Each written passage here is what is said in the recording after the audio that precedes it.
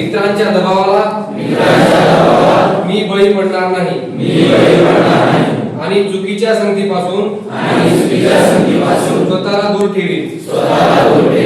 मी माझे शिक्षण, माझे भविष्य आणि माझ्या कुटुंबाचा सन्मान सर्वात महत्त्वाचा मानेन. माझ्या परिसरात अंमली पदार्थांशी संबंधित कोणतीही बेकायदेशीर बाब दिसल्यास मी ती जबाबदारीने संबंधित यंत्रणेला कळवीन. मी स्वतः व्यसनापासून मुक्त राहीन आणि इतरांनाही व्यसनमुक्त राहण्यासाठी प्रेरित करेन. जय हिंद.